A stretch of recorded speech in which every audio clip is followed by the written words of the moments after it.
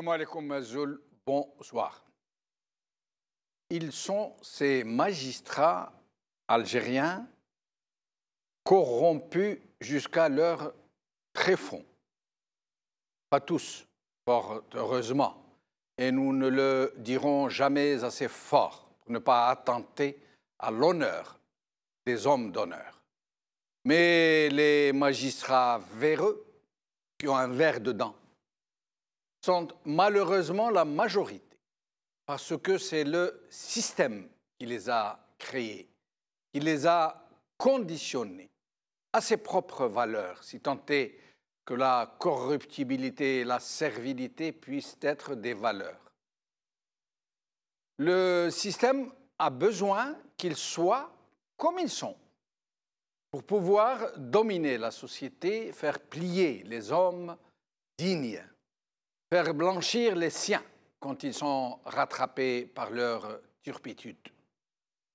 Oui, ces magistrats sont les gourdins, en même temps que les blanchisseries de ce système, qui en usent et en abusent pour arriver à ses fins, à ses sordides fins, sans état d'âme, sans aucun scrupule, n'hésitant devant aucune méthode, aucune extrémité, aussi vile et scélérate soit-elle.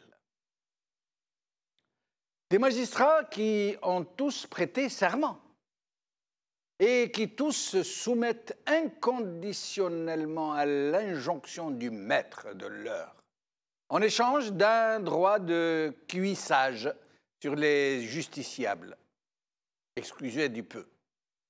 Oui, en échange de leur totale soumission, il leur est permis de se faire payer pour les jugements qu'ils rendent, pour les instructions qu'ils mènent, pour les enquêtes qu'ils ouvrent ou qu'ils classent. Ils ont été formés à la pire école qui soit, celle des bancs de la vilainie. Ils adorent le veau d'or et ne croient qu'en la loi du plus fort, celle de leur maître.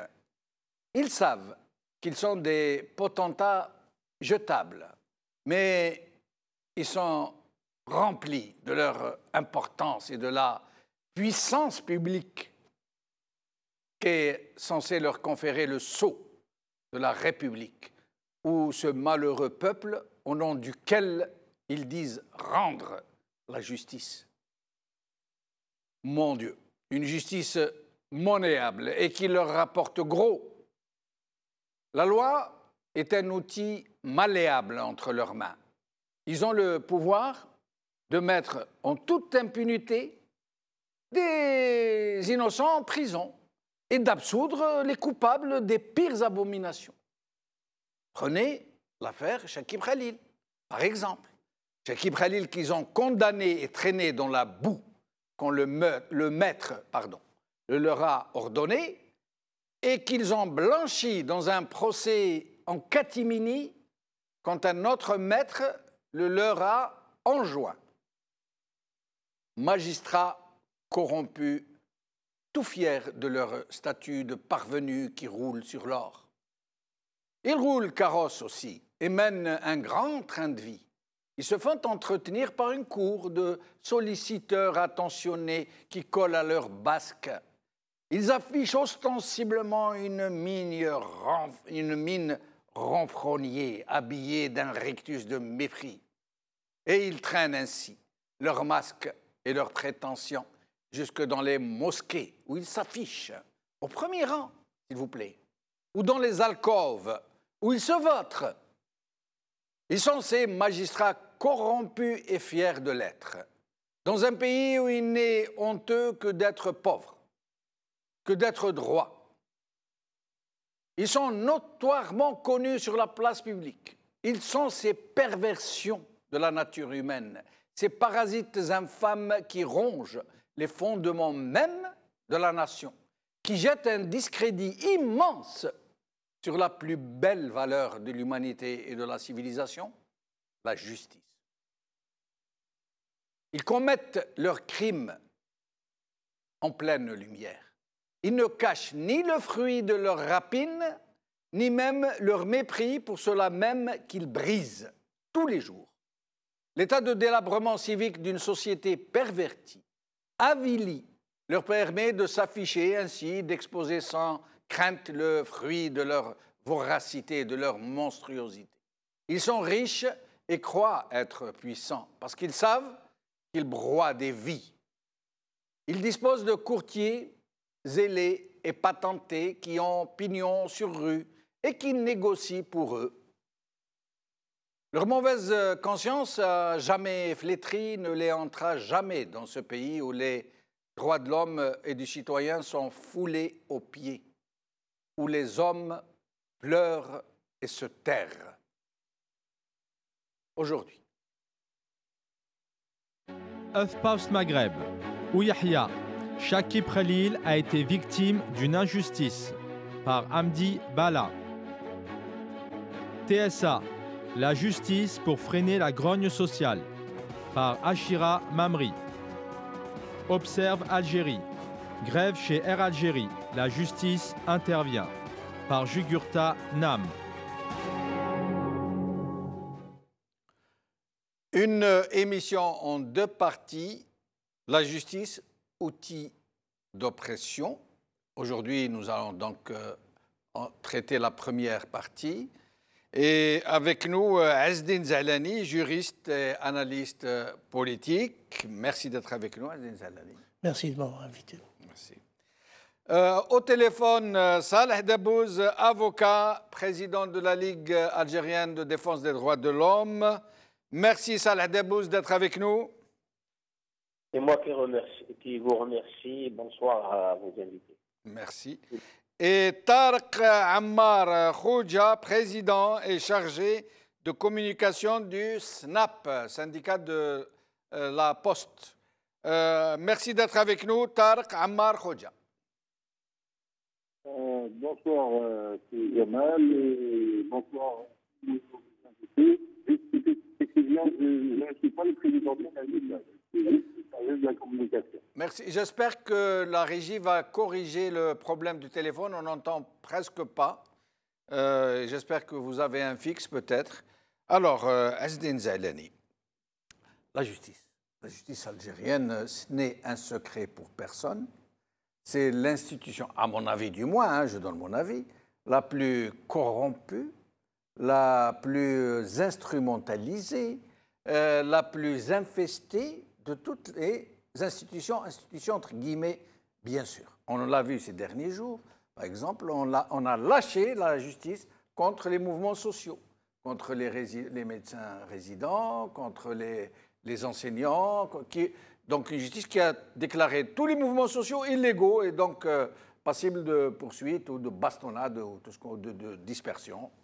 Mais il n'y a pas que ça, on instrumentalise aussi la justice contre des gens pour les faire taire, pour les jeter en prison, pour leur faire des misères, ou le contraire, on instrumentalise la justice pour blanchir des gens qui ont été convaincus de crimes économiques il n'y a pas très longtemps. Donc, qu'est-ce qui se passe? Pourquoi ça fonctionne de cette manière? Oui, je n'irai pas jusqu'à utiliser les qualificatifs que vous utilisez vous-même. Oui. Par contre, il y a effectivement un gros problème de l'administration de la justice telle qu'elle est administrée. Pour preuve, c'est qu'il y a presque une vingtaine d'années, quand le président de la République est arrivé, parmi les grandes propositions de refonte et de réforme qu'il proposait, c'était revoir, créer une commission justement sur la justice, à cause des dysfonctionnements manifestes de la justice algérienne. Bien sûr, c'est le juge qui apparaît en première ligne. Mais si vous discutez avec les juges, ils vont vous dire globalement, sur la manière d'administrer, qu'ils appliquent la loi et qu'il faut donc voir au niveau de la loi. Et certainement, c'est par là qu'il faut commencer. C'est le système judiciaire. Oui. Certes. Il pêche par ses lois et non pas par la nature de ses magistrats, selon vous? Non, on va. Au-delà de l'homme, du magistrat, de sa formation, des études en amont, en aval, etc. Parce qu'il y a plein de problèmes qui font que finalement, on a une bonne médecine, une mauvaise médecine, un bon juge, une bonne justice, une mauvaise justice, etc. Alors, donc, si par exemple l'enseignement, à la base, et puis universitaire, est défaillant, vous n'allez pas vous attendre à avoir de bons juges, entre autres. Donc ça, c'est des éléments en amont. Ça, c'est sur le plan de la formation et tout cela, oui, de la compétence. Oui, mais sur le plan de la moralité, Alors, deux choses. De l'indépendance de la justice par rapport au pouvoir exécutif et de la corruptibilité des magistrats. Moi, j'aimerais que vous me parliez un peu de ça. Alors, c'est deux phénomènes très importants. Très importants. Bon, c'est très important. Donc, la question de l'autonomie ou de l'indépendance du juge, vous savez, le premier juge du pays, c'est le président de la République. Premier magistrat. Voilà, le premier magistrat, c'est le président de la République. C'est symbolique, bien entendu. Ce n'est pas lui qui donne la loi. Ce n'est pas lui qui juge. Mais ça lui revient quelque part symboliquement. Mais en fait, en pratique, sur les systèmes, l'organisation judiciaire en Algérie, il faut remettre en cause. Si vous permettez, je ne vais pas rester très longtemps, rapidement, mais d'une manière très, si vous souhaitez qu'on peut aller plus loin. Mais alors, la justice en Algérie, le droit algérien, si vous voulez, à tous les droits civils, droit pénal, droit commercial, etc., avant qu'on arrive à l'organisation judiciaire. Le droit en Algérie est un droit importé, sauf pour les affaires personnelles, familiales. Tout le droit algérien, droit civil, droit commercial, c'est un droit d'origine française. Pourtant, on dit droit positif algérien, oui, le droit positif notamment algérien, inspiré de la charia. Non. Notamment. Non, pas du tout. Par exemple, en termes d'héritage, en termes non, mais je vous dis, le droit personnel, de mariage, de tout ce qui est code de la famille, c'est-à-dire mariage, divorce et héritage et tout cela, globalement à 95%, c'est le droit musulman, malikite, principalement, à part quelques détails. Par exemple, l'âge du mariage qui est différent. Bon, mis à part le droit personnel, le droit de la famille, le code de la famille, si vous voulez, qui est d'inspiration du droit musulman, tout le reste, le droit civil principalement, le code civil algérien est une copie du code, conforme. Il n'y a que les articles qui changent pratiquement du droit français, du code civil français. Et la le même droit chose pénal pour l'administratif. La même chose, une photocopie du droit pénal français de 66, du code pénal de 66. Photocopie. Il a été repris tel quel. Et quelque temps, on a rajouté et on a changé quelques trucs. La même chose pour les codes de procédure. Le droit administratif, l'organisation judiciaire, Conseil d'État, tribunal, Cour de cassation, Cour d'appel, donc l'organisation judiciaire, le droit positif, mis à part le droit de la famille. À la différence, je m'excuse de vous interrompre, à la différence notable que le droit français dispose à tous les tournants de ces dispositions que le juge est indépendant, qu'il est souverain, qu'il est séparé des autres pouvoirs de la République. Le droit est une création générationnelle, génération après génération. Et vous savez, le droit fiscal, par exemple, en France, tel qu'il s'impose maintenant, les gens payent l'impôt dans une culture qui est liée à la citoyenneté. D'où la déclaration. Ça vient de loin. Voilà, ça vient de très loin. Chez nous, les gens payent peut-être très régulièrement tout ce qui concerne l'impôt musulman, le jour de la Eid ou des choses comme ça, la zakat et tout ça. Mais alors, ils se font les spécialistes de la non-déclaration fiscale. Sauf etc. pour les salariés. Cela, c'est à la source. On prélève l'impôt à la source. Ça, c'est à la source. Les plus Je pauvres, parle du reste du patrimoine, des commerçants, etc. Pour eux, ce n'est pas du tout. Mouch haram, c'est lui qui vole le fisc. Rien du tout. Donc, il y a quelque chose de culturel dans cela. Le droit administratif, l'administration, le rapport du citoyen avec l'administration, c'est aussi culturel. Et donc, la Commune de Paris, le droit administratif, les élections, les droits de l'homme, toutes ces notions sont inexistantes dans notre culture. Donc, si j'ai bien compris, c'est un droit culturel. Nous avons en fait importé la carcasse du droit français. On l'a importé en l'état, on l'a aménagé, si je peux dire, à une certaine de nos réalités, mais on n'a apporté que la carcasse. On n'a pas importé l'âme de ce droit qui dispose de façon très claire que l'institution judiciaire est indépendante. Il n'y a pas seulement la carcasse, on a rappelé le dispositif. Mais on n'a pas importé l'indépendance de la justice, la séparation des pouvoirs.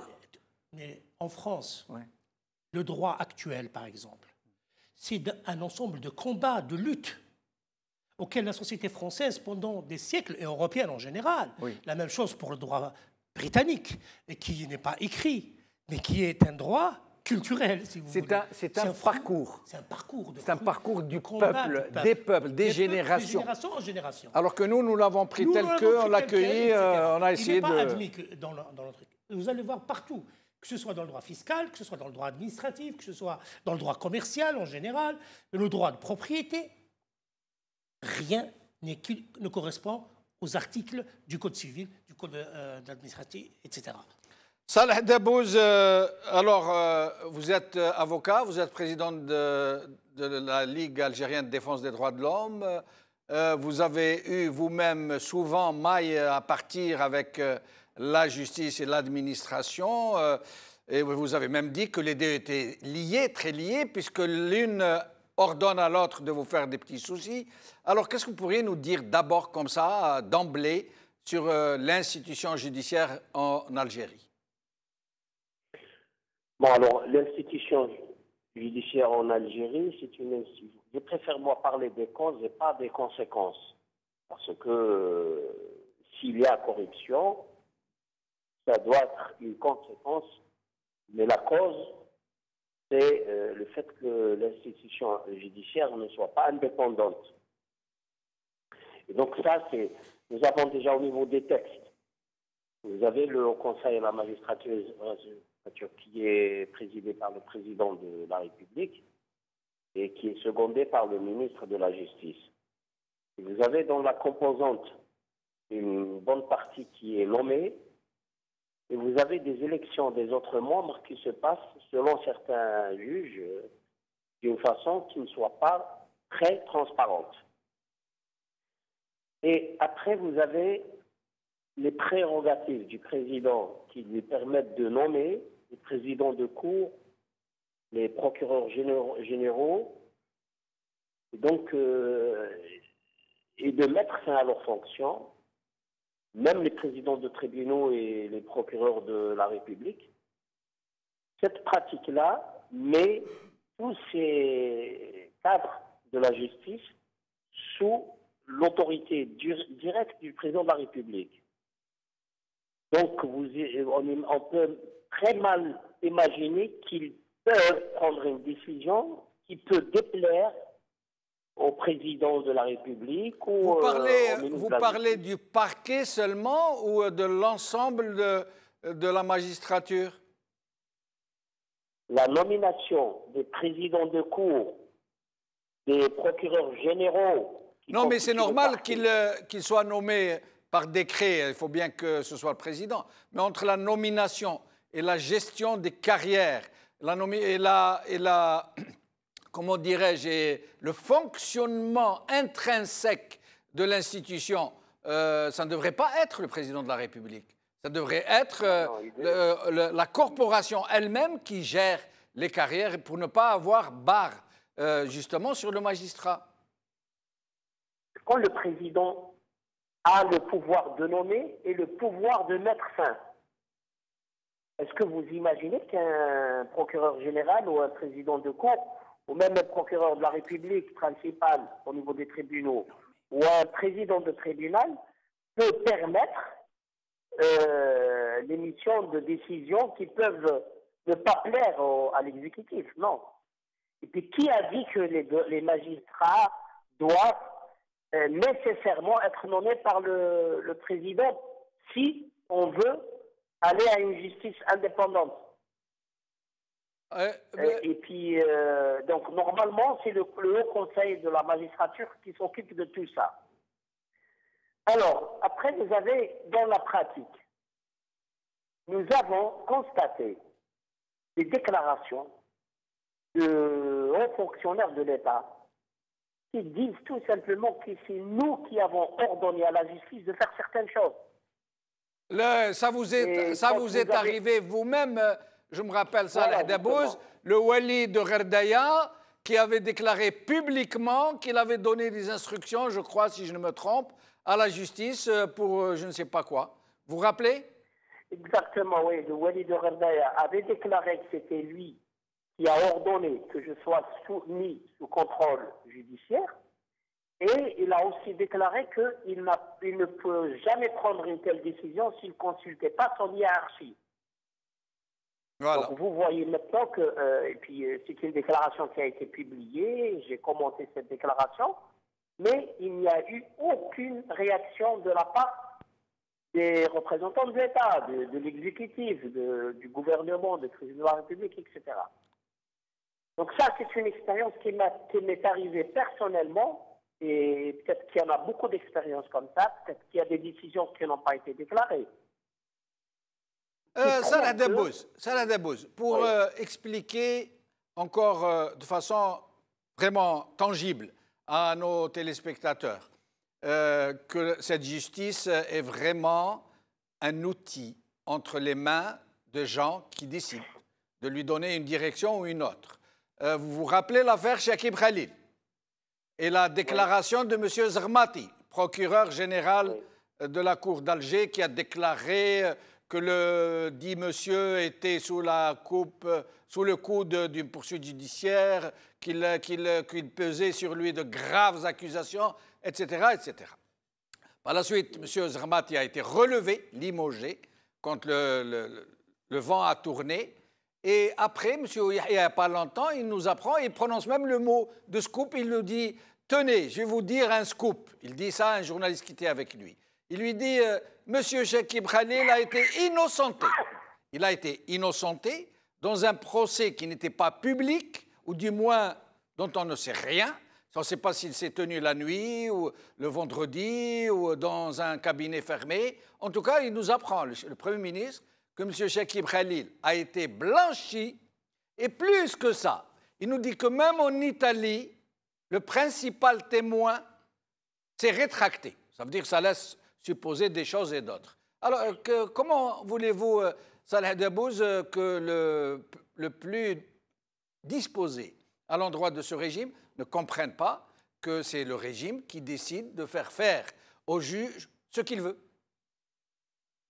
Écoutez, moi j'ai mieux que ça. D'abord, Chakib Khalil faisait objet d'un mandat d'arrêt international émis, même si c'était d'une façon fausse, comme ils ont déclaré. Il n'y avait pas que lui. Il y avait aussi ses 2 enfants et sa femme. Mais à ma connaissance, ces mandats d'arrêt n'ont jamais été vidés. Ça, c'est un. 2, Yahya, avant de faire cette déclaration, il avait bien déclaré que la justice a été instrumentée dans le cadre de l'affaire Chakib Khalil. Absolument. Il a dit qu'il a été victime d'une injustice. Il a prononcé le mot. Oui, mais ce qui veut dire que la justice a été instrumentée. Absolument. Je suis d'accord. Donc vous avez un haut cadre de l'État qui était ex-ministre de la justice, qui était chef du cabinet, qui est maintenant Premier ministre, qui lui aussi déclare que la justice, en quelque sorte, a été instrumentée dans certains cas, dont celui de Chakib Khalil au moins. Donc maintenant, pour constater que la justice n'est indépendante et qu'elle est instrumentée, nous avons des aveux de haut cadre de l'État. On n'a pas besoin pour le dire. Mais maintenant, on a des preuves. C'est des aveux des hauts fonctionnaires de l'État. Sur le terrain, qu'est-ce qu'on constate? Nous constatons qu'à chaque fois que l'État est parti d'une manière directe ou indirecte d'un conflit qui doit être traité par la justice, que les décisions seront d'une façon, moi je qualifie d'anormale, en violation de la loi. Par exemple, pour les grèves, le mouvement des grèves, pendant longtemps, c'est soit les tribunaux administratifs, sections en référé, qui prennent des décisions pour dire que telle grève est illégale, en violation de l'article 500 du Code procédure civile et administrative, qui stipule que seulement les sections sociales sont habilités à déclarer les grèves illégales. Salah Dabouz, je reviens à vous dans un moment.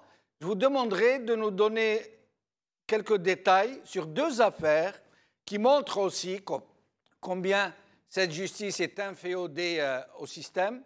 Je vous demanderai de nous parler de l'affaire Baba Nejar et de nous parler de l'affaire de cet autre compatriote du Mzab qui a été mis en prison parce que des photos, d'ailleurs lui se défend de les avoir prises. Une vidéo qui nous montre des policiers en train de voler des magasins. Cet homme a été mis en prison, condamné à de la prison ferme. Je reviendrai à vous dans un petit moment. Tarq Ammar Khouja, vous êtes président et chargé de communication du syndicat de la Poste. Vous avez vous-même et d'autres syndicalistes comme vous été limogés, licenciés, subi des licenciements abusifs de la part de votre employeur. Pour une fois, la justice vous a donné raison et a ordonné votre réintégration, ainsi que celle de vos collègues, pour avoir tout simplement exercé le libre droit syndical. Mais la Poste, votre employeur, refuse de se conformer à cette décision de justice. Et cela montre un autre aspect, parce que vous n'êtes pas les seuls. Il y a, et je n'exagère pas, des dizaines de milliers de cas de décisions de justice comme les vôtres ou décisions ordonnant réintégration qui n'ont pas été appliquées parce que tout simplement, c'est des gens qui ne payent pas de leur poche, secteur public. Ils vous disent Borotchki, qui يحكموا على la poste, je m'en fous, pendant 10 ans. Est-ce que vous pourriez nous expliquer un peu ce que vous avez subi? En tant que syndicaliste autonome, oui. Donc on a été tout bonnement licencié parce qu'on a voulu, et puis on a créé un syndicat autonome dans une entreprise économique telle qu'Algérie Post. Et donc, la seule solution était de nous licencier selon la direction d'Algérie Post pour qu'il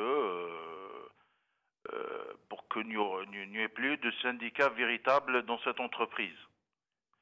Donc, moi je me souviens très bien, c'était le 7 juillet 2014, un directeur central d'Algérie Post est venu dans notre bureau et m'avait carrément menacé, en me disant, c'est-à-dire je traduis en français, je vais vous briser pour ne pas dire le mot un peu vulgaire. Donc, et il m'a dit, et à ce moment-là, j'ai su que je serais licencié.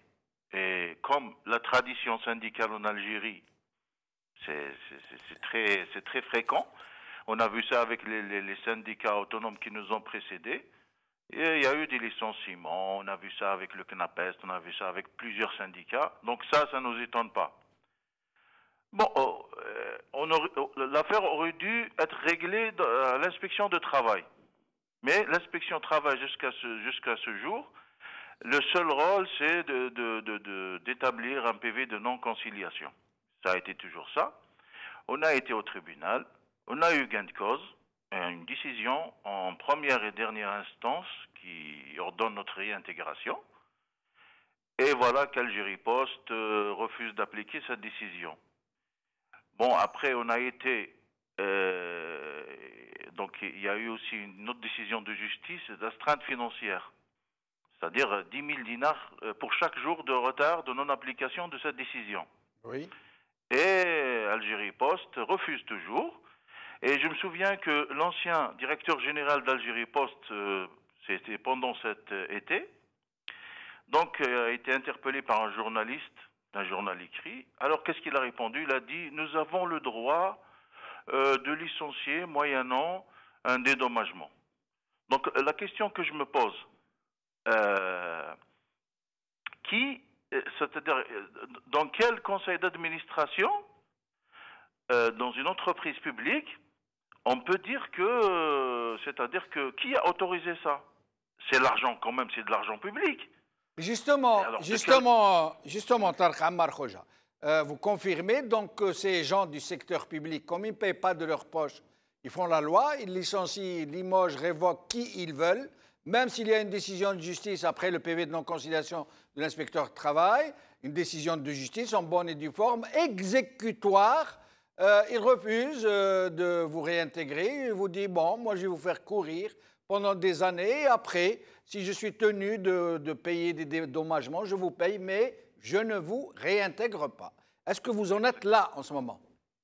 Exactement, on en est là. Et puis, ils utilisent ça pour dissuader les postiers pour ne pas adhérer dans notre syndicat. Qu'est-ce qu'ils leur disent? Ils leur disent vos cadres syndicaux ne font pas partie, ce ne sont pas des postiers. Donc, ils vous licencient. Après, ils disent aux postiers que voilà, ceux-là, ce ne sont pas des postiers, c'est des gens étrangers à la poste. Vous ne devez pas suivre leur syndicat, alors que le syndicat est agréé par le ministère du Travail. Restez avec nous, nous allons demander l'avis de Asdine Zalani. Voilà, un syndicaliste qui donc non seulement a été empêché d'exercer son droit syndical, mais qui a été licencié et qui, malgré une décision de justice, n'est pas réintégré parce que le patron de la postale dit « moi j'ai le droit de ne pas le réintégrer ». D'après vous, est-ce qu'il a un moyen de recours? Justement, oui. Pour l'affaire Khalil, si vous permettez. Oui, oui, bien sûr. Oui. Parce qu'elle a été citée très rapidement. L'affaire Chakib Khalil, oui. Pour l'affaire Chakib Khalil, il a été poursuivi pour des actes ou une période où il était ministre. Et le juge n'avait pas le droit de le poursuivre de cette manière, du moins lui personnellement, pas sa famille. Pour sa famille, oui. Mais lui, non. Pourquoi? Tout simplement parce qu'il y a une cour spéciale pour les jugements des personnes comme les ministres, etc., qui ont commis des... Une affaire a été mise en branle contre lui. Oui, mais cette affaire a été annulée parce mais que... il n'a pas d'immunité, ce n'est pas un parlementaire. Ah si, il a son immunité parce qu'on le poursuit pour des faits qu'il aurait commis pendant qu'il était ministre. Oui. Et un juge normal ne peut pas le poursuivre. Par contre, quand ils ont annulé pour tout le monde, y compris sa famille. Sa famille aurait pu continuer d'être poursuivie jusqu'au bout. Blanchi ou pas... mais pour lui, non. C'est une cour spéciale. Parce qu'il est ministre et c'est comme ça. D'accord. Et dans ce cas, dans ce cas, c'est une erreur. Pourquoi C'est une erreur lamentable qui a été commise par le juge. Mais dans ce cas, pourquoi l'État, si tant est que nous pouvons l'appeler comme ça, l'État n'a-t-il pas protesté de façon officielle devant la justice pour leur dire non, vous n'avez pas le droit de poursuivre un ministre? Ils ont protesté de manière officielle en limogeant le procureur parce qu'il a enfreint la légalité en poursuivant pour des faits commis à l'époque où il était ministre un monsieur alors qu'il n'avait pas le droit de le faire. Mais ils n'ont pas dit ça. Ah non, ils n'ont pas dit ça. Ils lui ont inventé autre chose. Ils n'ont pas accusé Zermati de ça. Ils l'ont accusé d'autre chose. Non, c'est ça. Mais on confirme que c'est ça. Et ce procès qui a blanchi Chakib Khalil. Pour sa famille, ils auraient pu parfaitement continuer. Les poursuivre. Donc et le blanchiment de Chakib Khalil, normalement, c'est un procès public. Non, il ne peut pas être poursuivi par la justice normale. Oui. Voilà, c'est clair. Oui. Il ne peut pas. Qu'est-ce qu'ils ont fait? Ni Chakib Khalil, ni un autre. Il ne peut pas être poursuivi. Ils ont annulé la... Mais la poursuite elle a été annulée, bien entendu. La procédure est annulée, elle est nulle. Maintenant, au-delà de sa culpabilité... Mais Ouihia, ce n'est pas ce qu'il a dit. Ouihia a dit qu'il a été blanchi. Moi, je ne suis pas comptable de ce que... Il a été blanchi. Il n'a pas été blanchi, il n'a pas été jugé. La procédure a été annulée pour vice de forme. C'est clair. Voilà. Okay, pour maintenant, encore le cas, je suis désolé pour revenir encore, mettre un peu de modération. Oui. Le problème des syndicats, des représentants du personnel et, d'une manière générale, des conflits entre employeurs et employés, qu'ils soient privés ou publics. Oui. En France, nous sommes en France, je vous assure que pratiquement presque toutes les décisions de licenciement qui ont fini en justice et qui sont terminées par la réintégration, la demande, donc le jugement de réintégration, ne sont pas suivis des faits par les patrons. Les patrons du secteur privé? Privé ou public. Ah bon? Oui. Parce que, bon, pour le public, c'est le fonctionnaire, donc il y a des obligations liées à la fonction publique. D'accord. Et pour le privé, alors c'est encore plus important, Ouais. parce qu'il y a un autre droit. Notre droit, c'est le droit de l'employeur d'employer qui il veut, comme il veut, dans son entreprise, à lui, quand il est chef d'entreprise. Mais- Et c'est cette balance-là, dans des pays libéraux, Oui. comme en France, où on respecte a priori le droit. Mais je vous assure que dans la pratique, extrêmement peu de réintégration sont prononcées. Et lorsque la justice prononce, ici en France, prononce la réintégration, C'est comme ça que ça aux se passe. frais de l'employeur, chaque jour, Et ils s'en fichent. il est tenu de payer. Comment il s'en fiche? Il va payer de sa Il ne poche. le fait pas. Il va payer de sa poche. Il ne le fait pas. Il y Non, a non, des non, là, blocages. ils envoient l'huissier de Vous savez, en justice. France, ils envoient l'huissier, mais l'huissier, enfin, on rentre Non, dans non, des non, moi, je suis procédures. pas- moi, je suis un vous ancien- assure, monsieur, renseignez-vous. Esdine, moi je suis un ancien inspecteur de travail. Oui. Je sais qu'en France, effectivement, il y a dans le secteur public certains qui osent un peu, mais ils sont toujours rattrapés. On envoie l'huissier de justice geler le compte. Il gèle le compte bancaire de l'entreprise. Il le gèle. Il le suspend. L'employeur n'a plus droit d'accès à son propre compte. Et il prélève les sommes qui ont été, elles sont faramineuses, qui ont été donc prononcées par le juge, et il règle attendez, il règle le salarié, et sa réintégration reste dans l'air. Ça veut dire, sauf s'il négocie, si l'employeur accepte de négocier un départ volontaire. Mais sinon, moi je ne suis pas d'accord avec Il y a vous, une mais caisse, bon, moi, c'est vous le juriste. Il y a une caisse en France, par exemple, qui règle ce genre de problème. Par exemple, quand l'employeur ne paye pas, par exemple, les indemnités, etc. Et tout, on a trouvé vraiment une impossibilité Là, c'est parfois à saisir. lorsqu'il est empêché, Oui. s'il est en difficulté financière. C'est autre Il chose. peut organiser son... Lorsqu'il est en faillite, lorsqu'il est... Il peut Mais c'est organiser tout sa un autre faillite, problème, il peut là. changer ceci, mais ils peuvent refuser et ils refusent, je vous assure. Et actuellement, avec le démembrement du droit du travail en France, c'est encore pire. Donc voilà ce que je peux dire Très là-dessus, sans aller trop loin, a fortiori en Algérie et en secteur public. Vous voyez très bien qu'ils s'en fichent complètement. Mais comme il y a des une deuxième droits. partie à cette émission, donc nous allons voir si vous avez raison, vous le juriste, et nous les profanes. Je reviens à Salah Dabouz, puis... Je vous dis simplement que... Non, parce que moi, ça m'étonne ce que vous dites, qu'en France aussi, les employeurs refusent de réintégrer, écoutez, alors que on se prend rendez-vous là, à leur dépens. au prochain rendez-vous on aura ici. Renseignez-vous sur je vais le me nombre renseigner. de non-applications Je vais me de décisions renseigner. de Vous pouvez compter réintégration. sur moi. Et vous allez voir, vous allez être étonné. Alors, Salah Dabouz, donc je voulais qu'il ne nous reste plus beaucoup de temps, je vous demanderai d'être un peu bref. Je voulais que vous nous parliez de l'affaire Baba Nedjar et de l'autre citoyen qui a été mis en prison parce qu'on l'a accusé d'avoir fait circuler des images de policiers en train de voler les magasins de Rardaya. Écoutez, je voudrais juste avant faire une petite remarque. Le citoyen peut porter plainte contre le président de la République s'il le veut chez le procureur de n'importe quel tribunal. La procédure voudrait que ce procureur-là, s'il n'est pas compétent, il transmet à la Cour suprême. Donc c'est une question de mécanique interne qui n'a pas marché, c'est la faute du parquet. Ça c'est pour Cheikh Ibrahim. Maintenant, pour Baba Nedjar. Baba Nedjar a été condamné à mort la première fois. Il a fait un pourvoi en cassation. Il a été condamné à vie pour assassinat d'un monsieur. Et après, on a découvert que, c'est-à-dire le tribunal s'est appuyé sur un témoignage d'une personne. Et que cette personne avait fait un témoignage, un faux témoignage dans un autre dossier, et les inculpés dans votre dossier étaient relaxés. Donc, c'est la seule preuve. Et cette personne n'a pas, dans son témoignage, n'a pas dit que j'ai vu Baba Nedjar tuer la victime. Il a dit que j'ai vu Baba Nedjar 3 jours avant rôder dans les alentours de sa maison. Il conteste chaque année qu'il fait une grève de la faim. Cette année, il a failli y passer. Il est resté plus de 110 jours en grève de la faim. seul le ministre de la Justice peut intervenir maintenant pour demander que ce dossier soit examiné parce qu'il y a un élément nouveau. S'il y a un élément nouveau, il y a donc possibilité de révision du procès. Exactement.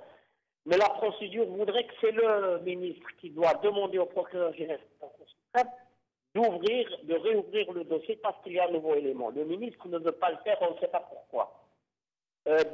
Parce qu'à la base, je rappelle qu'il y avait un problème politique où il y avait le FFS, c'est une histoire politique au départ.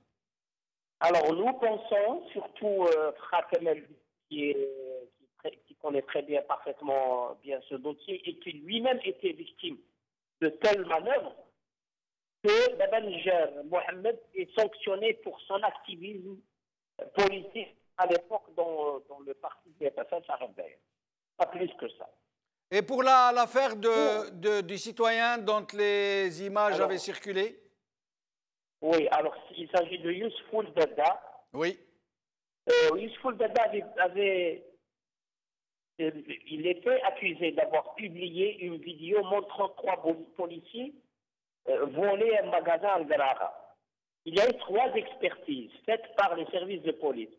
Dans ces expertises, il confirme qu'il y a bien eu une caméra de surveillance, que l'endroit était bien l'endroit reporté dans les commentaires sur cette vidéo et que les policiers sont des policiers réels. Donc, l'expertise ne conteste aucun élément qui peut mettre un doute sur la véracité de cette vidéo. Alors, Yousfoul Dada a été condamné parce que le tribunal a considéré qu'il a participé à salir l'image du pays. Quand on a plaidé son affaire, on a attiré l'attention de Donc, ce n'est pas les policiers qui ont sali l'image du pays, mais c'est celui qui les a filmés en train de voler. C'est ce qu'on a essayé d'expliquer au tribunal. On a dit que si c'est vrai que l'image du pays a été salie, mais ce sont les policiers qui ont commis un acte. Et il a été condamné à combien à 2 années de prison. 2 années. 2 années de prison ferme. Voilà. Il a passé. Il a fait ces 2 années de prison. Oui, il a fait, il a été libéré. Je ne sais pas ce qui s'est passé après. Je crois que restez avec nous, Salah Debou, jusqu'à la fin de l'émission. Nous sommes obligés de continuer à faire un tour de micro, mais vous êtes avec nous pour la suite de l'émission, la deuxième partie. Je reviens à Tarq Ammar Khoudja. Alors, qu'est-ce que vous comptez entreprendre maintenant? Quel droit vous donne la loi pour essayer de recouvrer votre droit à la réintégration et au paiement de vos indemnités? Bon, pour la question judiciaire, je pense qu'on est arrivé à terme de la procédure. Donc, on a un jugement définitif. Et l'astreinte financière est conçue pour un peu pousser l'employeur à exécuter la décision. Maintenant, il y a autre chose. Moi, je suis le chargé de la communication d'un syndicat agréé par le ministère du Travail. Le président du même syndicat, qui est licencié aussi, est président d'un syndicat agréé. Maintenant, il y a autre chose, c'est que maintenant, normalement, le syndicaliste doit avoir une immunité. Donc maintenant, si on ne protège pas les syndicalistes dans le secteur économique, ici, on suit un peu le raisonnement de votre invité qui a dit que même en France, j'imagine, je ne doute pas de... Donc, mais, je pense que ça, c'est plutôt pour le secteur privé. Qui m'a dit, la société, اللي تكون تاع باباه, il décide واش يحب. أنا رزقي, الشركة رزقي, ما نرجعكش. Mais dans une entreprise publique, le directeur général est un employé comme les autres. Mais de quel droit? Moi, j'ai rien fait, j'ai pas volé, j'ai rien fait, je suis juste un syndicaliste. Ce n'est pas un crime.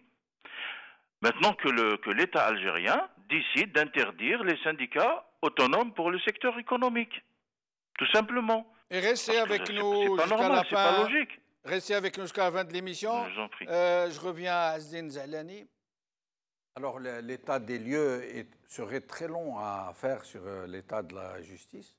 Mais sinon, d'après vous, est-ce qu'il suffirait juste d'une réforme pour essayer de changer les choses ou est-ce qu'il faut quelque chose de plus en profondeur, j'allais dire? Vous savez, le droit dans tous les pays, c'est une interaction entre des textes, n'est-ce pas, des lois. Actuellement, c'est des lois. Avant, c'était des coutumes, des règles. Et aussi des cultures. Des cultures. C'est mental. Oui, oui. Donc, si vous mettez des obligations, par exemple, qui ne font pas partie du fond culturel des gens, eh bien, les gens n'appliquent pas. Ou difficilement. Ou avec beaucoup d'efforts de persuasion ou de sanctions. Par exemple, regardez en droit fiscal. Les gens, comme je vous l'ai dit, très rapidement payent la zakat, sans problème. Mais par contre, quand il s'agit d'impôts locaux, d'impôts autres, mis à part le cas des fonctionnaires, eh bien, ils ne payent pas. Parce que culturellement, ce n'est pas encore admis, cette histoire-là. Ici, ça a été acquis après des luttes. Donc, et des consensus. Et des consensus, etc. Et des révolutions même. Oui. Chez nous, on n'a pas cela. Actuellement, on a de gros problèmes. D'une part, on a le droit international, le droit français qui s'est déjà appliqué, qui s'applique, mais aussi le droit international qui devient de plus en plus exigeant suite aux conventions internationales qui sont sur le droit de l'enfant, sur le droit de la femme, sur beaucoup de choses. Mais en même temps, on a une culture, des traditions, et qui même parfois, il y a un retour en arrière, n'est-ce pas? La sociologie qui agit, etc. Dans le droit coutumier, dans le droit du mariage. Prenez par exemple, on peut prendre beaucoup d'exemples. Prenez par exemple dans le cas du mariage. En Algérie, pour des raisons démographiques et autres, le mariage de la fille et du garçon, la majorité, n'est-ce pas, pour pouvoir se marier, sauf exception particulière, elle se fait à la majorité civile. Le droit musulman, c'est à l'âge de la puberté.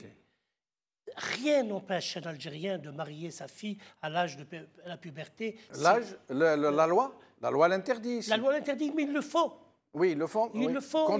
Mais la loi existe. Sans le déclarer, etc. La loi existe. Oui, bien sûr, je vous dis. L'inadéquation entre la loi et la culture. La coutume, la culture, le comportement, etc.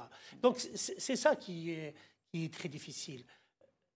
Il faudrait des lois faites par des gens de chez nous, des études de ce qu'on appelle la sociologie du droit, et qui est intégrée à notre culture pour qu'elle puisse être mais nous allons de plus en plus vers l'universalité des entendements. En ce moment, l'humanité tout entière est en train d'aller vers, j'allais dire, vers une universalité dominante. Il est vrai qui nous vient d'Occident, mais généralement, les gens adhèrent à une certaine vision, si tant est qu'elle n'insulte pas leurs convictions religieuses, si tant est qu'elle n'insulte pas leurs coutumes profondément acceptées aussi.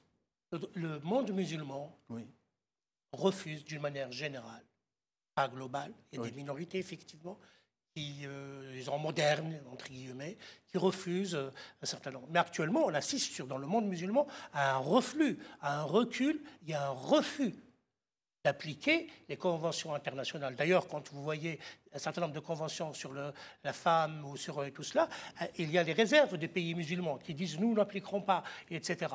Et actuellement, avec le retour du fondamentalisme, dans les pays musulmans, il y a un refus. D'autant plus que le droit international est perçu comme un droit occidental, de culture occidentale. Et ce n'est pas tout à fait faux. C'est ça que j'ai dit tout à l'heure, dominante. Voilà, c'est le droit occidental qui veut s'imposer à des cultures. Africaines, orientales et autres, etc. Sous l'angle de l'universalité. Et il y a des résistances. Je vous donne un exemple. Et le dernier, parce que nous sommes arrivés à la fin. En Tunisie, M. Bourguiba est connu pour avoir interdit la polygamie. Déjà, dans le premier code civil tunisien. Vous savez que dans les statistiques, il y a plein de bigamies en Tunisie. Non déclarées, bien sûr. Sans contrat de mariage. Non déclarées, sans contrat avec la Fatiha. Nous sommes arrivés à la fin de cette première partie. Azdine Zalani et Salah Debbouz reviendront avec nous demain, avec Maître Ahmin, qui lui-même est sous le coup de persécution de la part de l'administration et du pouvoir. Tarek Ammar Khouja, merci de nous avoir accompagnés aujourd'hui.